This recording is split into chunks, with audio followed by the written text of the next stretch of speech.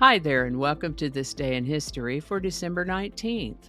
December 19th is the 353rd day of the year in the Gregorian calendar, 354th in leap years, with 12 days to the end of the year, 6 days to Christmas.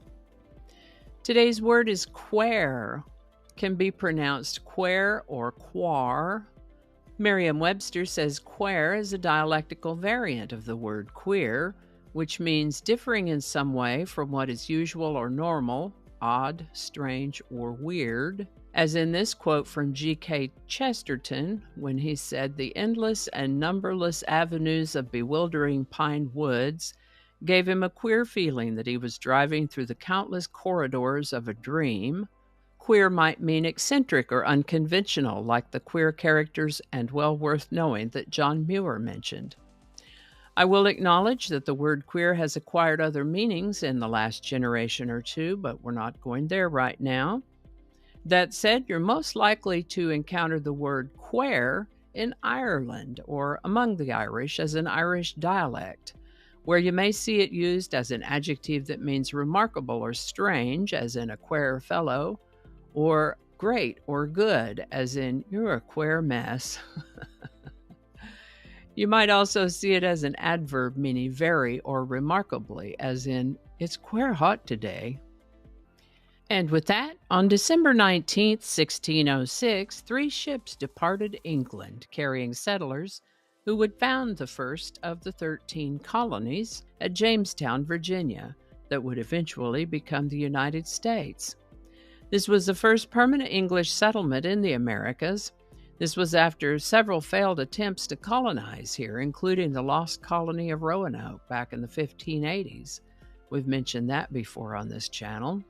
It was difficult going for these folks, and in 1609-1610, more than 80% of them died, mostly from disease and starvation.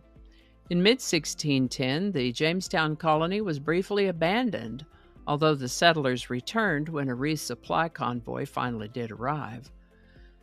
So while all this difficulty getting supplies, it happens that the first lot of ships coming from England to resupply these folks ran into some weather as they were crossing the Atlantic, and they ended up all the way down in Bermuda. Those ships were stranded on Bermuda for about 9 months while they repaired and rebuilt their ships, and also gathered up whatever they could in the way of more food to complete their delivery. When they finally arrived in Jamestown, the settlers there were in such bad shape that it was determined that Jamestown was unviable. So everyone got on those 2 ships to head back to England. On the way, they met the next relief fleet, so they turned around and Jamestown got another chance. This was in June of 1610, and the colonists called that day the Day of Providence. Thomas Paine was an English-born American founding father, and among his claims to fame are that he wrote articles to encourage and inspire the patriots of 1776 to declare independence from Great Britain. He wrote a 47-page pamphlet called Common Sense, I think we've mentioned that one before, and a series of articles called The American Crisis, where he sought to encourage the colonists to stay motivated. His writings sought to bolster morale and determination among the patriots and shame neutrals and loyalists to support the cause. We mention him today because it was on December 19, 1776, that he published the first of his 13 pamphlets, The American Crisis, in the Pennsylvania Journal. This is the birthday of American singer-songwriter Phil Ochs, born December 19, 1940. Yet another singer-songwriter born in Texas. Phil was born in El Paso.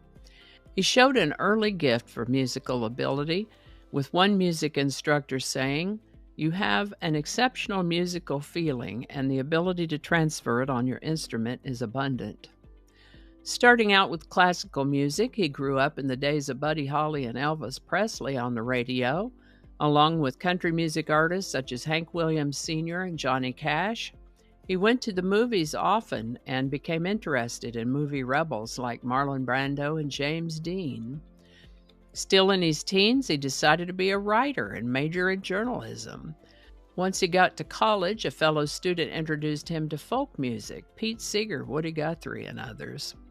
When the student paper refused to publish some of his more radical articles, he started his own underground newspaper called The Word.